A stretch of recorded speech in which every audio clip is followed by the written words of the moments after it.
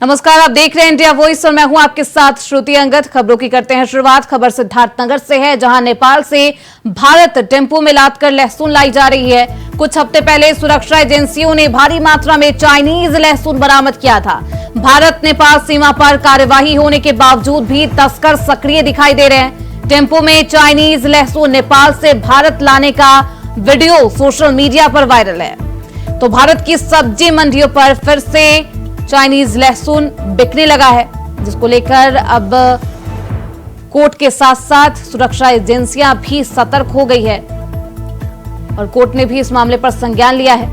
तो आपको बता दें कि सिद्धार्थनगर से नेपाल से भारत टेम्पो में लादकर लहसुन लाई जा रही है। कुछ हफ्ते पहले सुरक्षा एजेंसियों ने भारी मात्रा में चाइनीज लहसुन बरामद भी किया था। भारत नेपाल सीमा पर कार्यवाही होने के बावजूद भी तस्कर सक्रिय दिखाई दे रहे हैं और टेम्पो में चाइनीज लहसुन नेपाल से भारत लाने का ये वीडियो सोशल मीडिया पर जमकर वायरल है।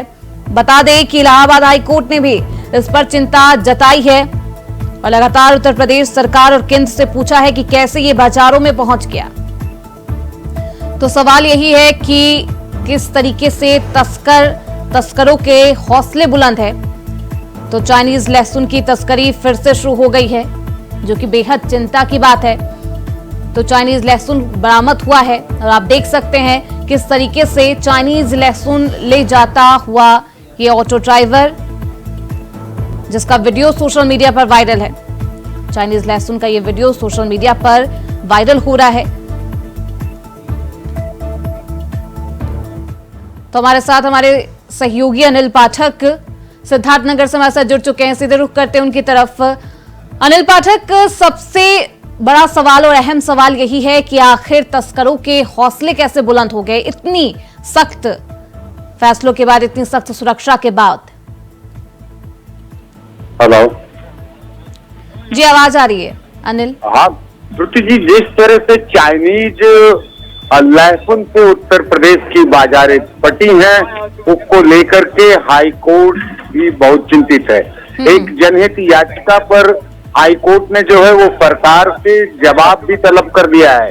मंडी समिति को 15 दिन का समय दिया है कि इस पर जवाब दे कि आखिर इन मंडियों में ये चाइनीज लहसुन पहुंच कैसे रहा है। इस बीच जो है लहसुन की जो है तस्करी की तस्वीरें भी वायरल हो रही हैं। नेपाल बॉर्डर के जरिए जो है ये चाइनीज लहसुन जो है उत्तर प्रदेश की विभिन्न बाजार में सप्लाई किया जा रहा है, जो आम जनता की सेहत के लिए भी एक बड़ा खिलवाड़ साबित हो सकता है। हाल में ही अभी बाराबंकी में चाइनीज लहसुन बरामद हुआ था, जिसको प्रशासन ने जब्त कर लिया है और सैंपलिंग करके जांच के लिए भी भेजा है। लखनऊ में भी चाइनीज लहसुन की बड़ी खेप बरामद हुई है। अगर बात करें महाराजगंज की, तो वहां पर 140 बोरी चाइनीज लहसुन जो है वो कस्टम विभाग ने बरामद किया था। अभी ये सब चल ही रहा था, कार्रवाई का दौर जारी था। तो अब सिद्धार्थनगर के नेपाल बॉर्डर से एक वीडियो हुआ है, जिसमें बड़ा स्पष्ट रूप से देखा जा सकता है किस तरह ऑटो के जरिए नेपाल से उत्तर प्रदेश में चाइनीज लहसुन लाया जा रहा है। और ड्राइवर ये भी कह रहा है कि हमारा वीडियो मत बनाइए, पीछे आ रहा है उसका वीडियो बना लीजिए। और जिस व्यक्ति का लहसुन है उसका नाम भी ले रहा है, प्रधान पद से संबोधित है वो नाम, बावजूद इसके प्रशासनिक लापरवाही के कारण चाइनीज लहसुन पर वो कार्रवाई नहीं हो पा रही है, जिसकी अपेक्षा हाईकोर्ट के स्तर पर की जा रही है। बिल्कुल अनिल, किस तरीके से ऑटो ड्राइवर ने भी कहा कि कोई प्रधान है जिसका ये चाइनीज लहसुन है, जिसका नाम भी उसने बकायदा लिया है। तो कहीं ना कहीं मिली भगत का भी ये पूरा मामला है। प्रशासन की लापरवाही के साथ साथ कहीं ना कहीं मिली भगत का पूरा मामला सामने आया। देखिए प्रति, ये मिली भगत ही कहेंगे, क्योंकि इस समय लहसुन का जो बाजार है वो काफी महंगा है। 400 रुपए किलो लहसुन जो है वही ये नेपाल से आने वाला जो लहसुन है चाइनीज, ये करीब 200 रुपए किलो मिलता है। तो सीधा एकदम स्पष्ट है कि 20,000 रुपए के आसपास 1 क्विंटल से मुनाफा चल रहा है। इस मुनाफे ने सबकी आंखों पर पर्दा डाल दिया है जो आम जन सामान्य के लिए नुकसानदेह लहसुन है, उसकी बिक्री जो है उत्तर प्रदेश की बाजारों में चल रही है। हालांकि प्रदेश सरकार ने इस पर कड़ा कदम उठाया है। शासन के स्तर पर ये निर्देश दिए गए हैं कि किसी भी दफा में चाइनीज लहसुन नहीं बिकने चाहिए। मंडी समितियों के जो सचिव हैं उनको लिखा पढ़ी भी की गई है कि चाइनीज लहसुन बाजारों में नहीं आनी चाहिए। लेकिन दुखद है कि चाइनीज लहसुन अभी भी मार्केट में उपलब्ध है। बिल्कुल अनिल, चाइनीज लहसुन का बुरा प्रभाव क्या कुछ होता है? ये सेहत के लिए बहुत हानिकारक है। वैसे लहसुन जो है एंटीऑक्सीडेंट माना जाता है।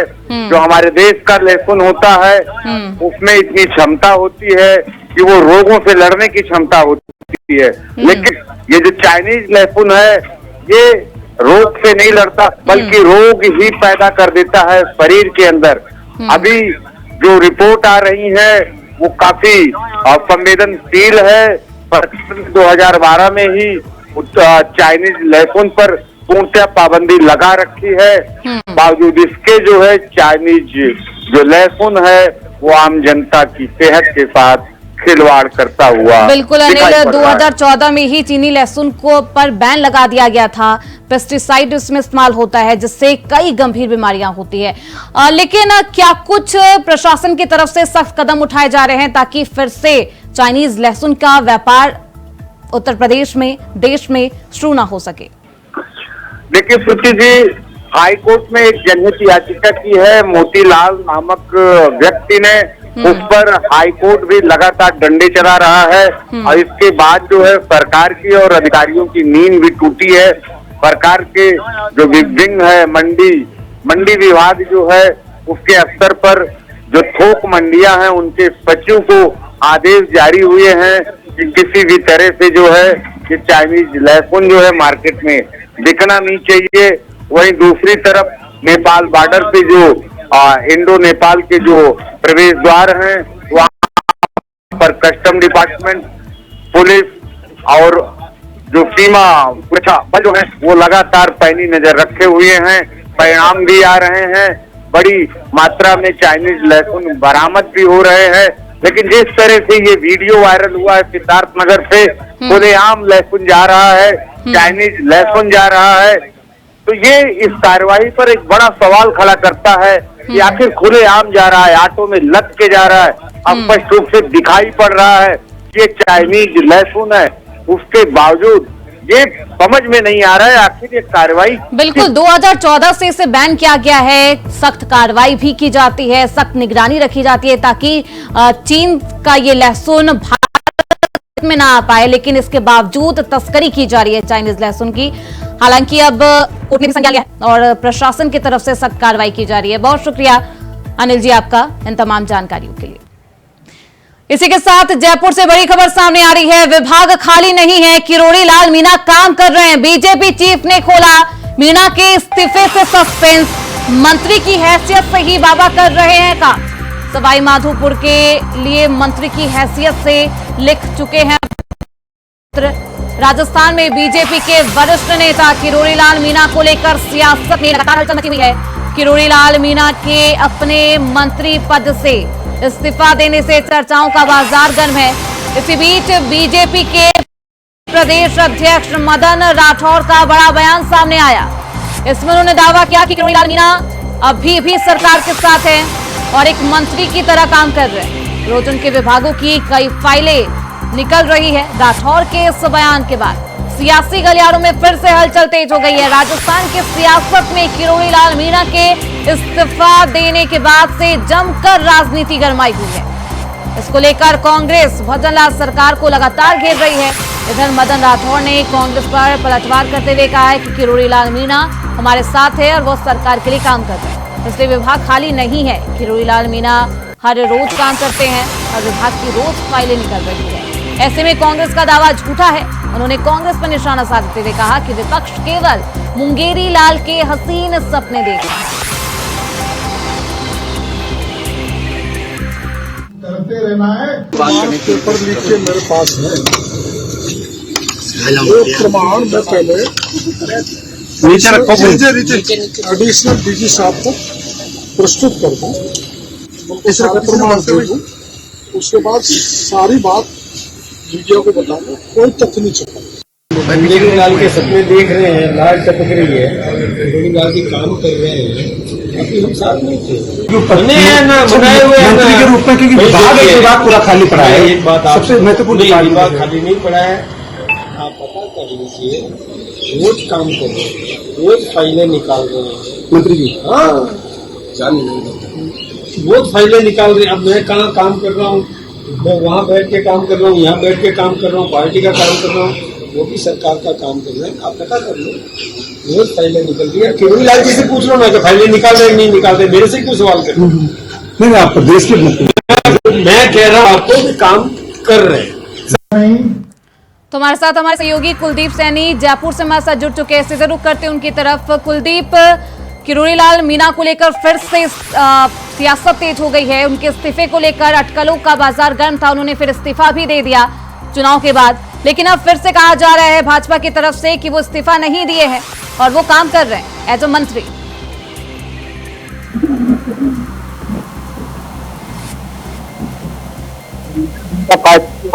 इस बात को पुष्टि कर दी गई थी कि किरोड़ी लाल मीणा का इस्तीफा अभी तक स्वीकार नहीं किया गया। हालांकि उन्होंने ये बात कह दी है कि दिल्ली से लेकर मुख्यमंत्री तक उन्होंने अपने इस्तीफे की पेशकश की है, लेकिन लिहाजा पेशकश सिर्फ इतनी सी है कि उन्होंने सियासी गलियारों में एक हवा छोड़ी है।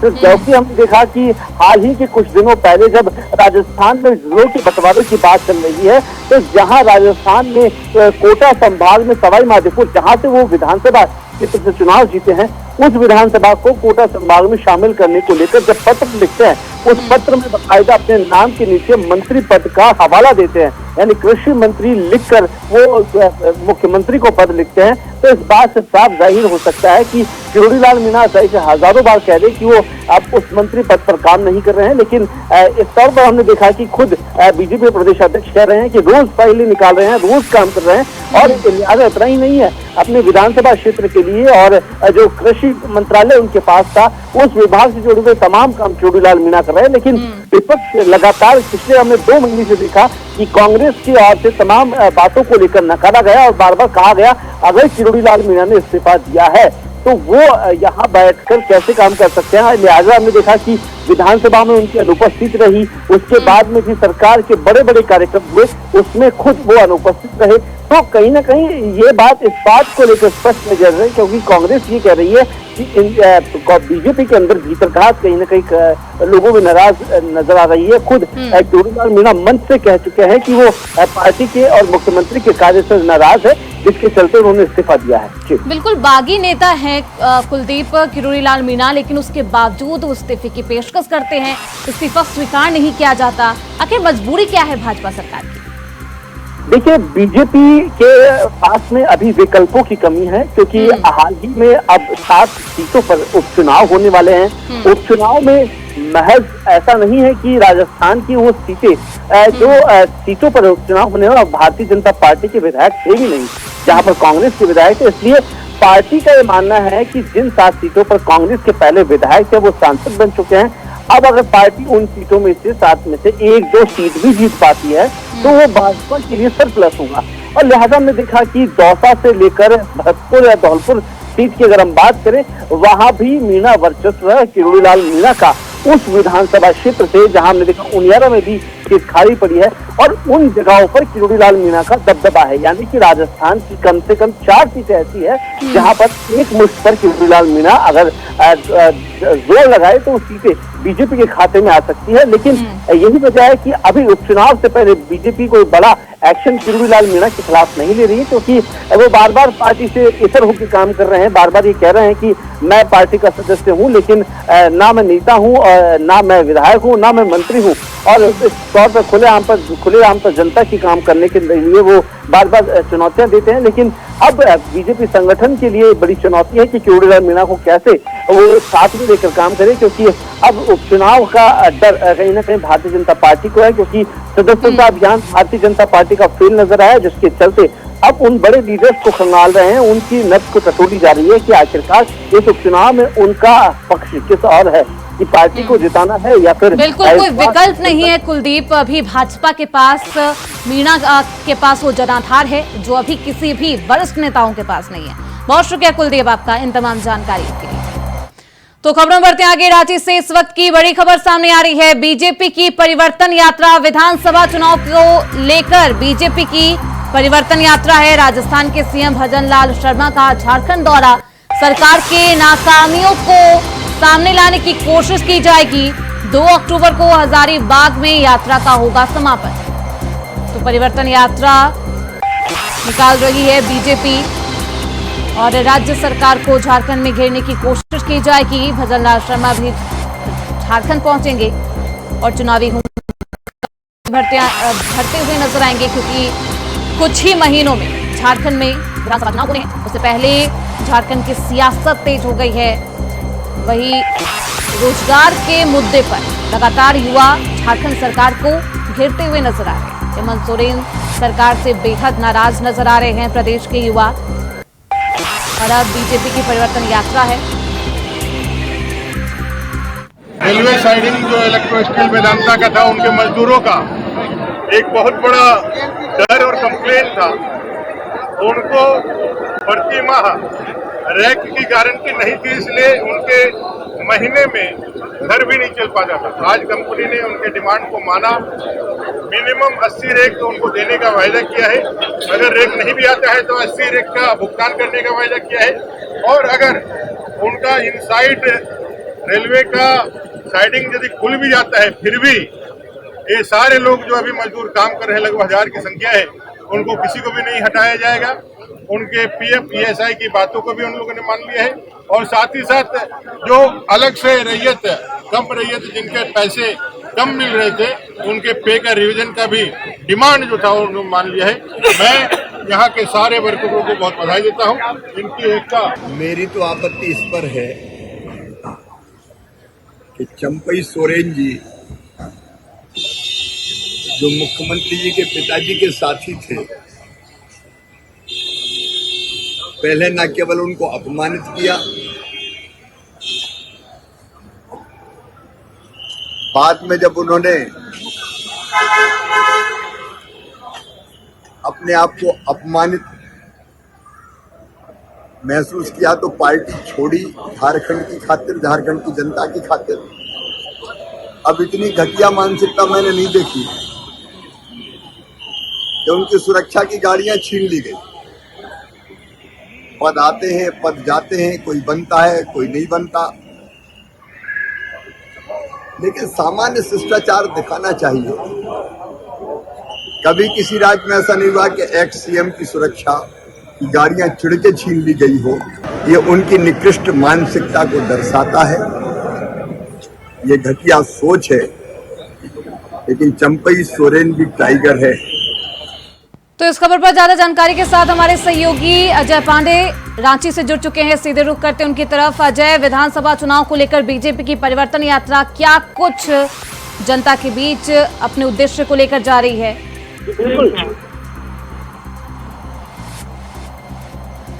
जी बिल्कुल, देखिए झारखंड में बीजेपी जो जिस प्रकार से लगातार जो है अब 10 दिनों से लगातार जिस प्रकार से परिवर्तन यात्रा निकाली जा रही है, यानी पूरे प्रदेश में जो 81 विधानसभा सीटें हैं, उन तमाम विधानसभा सीटों की में आपको क्या है भगवा रंग रखने की कोशिश की जा रही है।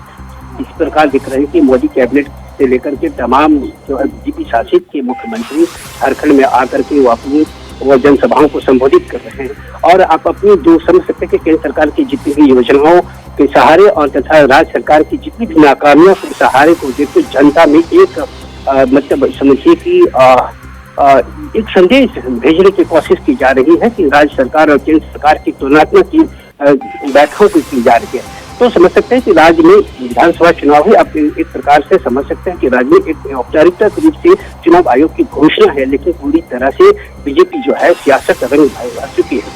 समझ सकते हैं कि आप मुख्यमंत्री बिल्कुल अजय, राजस्थान के सीएम भजनलाल शर्मा का भी झारखंड दौरा है, क्या कुछ खास रहने वाला है? जी बिल्कुल, देखिए आज राजस्थान के मुख्यमंत्री भजनलाल शर्मा आज देवघर जो नगरी है वो आज वहाँ जनसभा को संबोधित कर रहे हैं। और वो शाम तक में वो झारखंड की राजधानी भी पहुंचेंगे और यहाँ जो राजस्थानी समाज है उनको एक भव्य स्वागत करने के भी आयोजन किया गया है।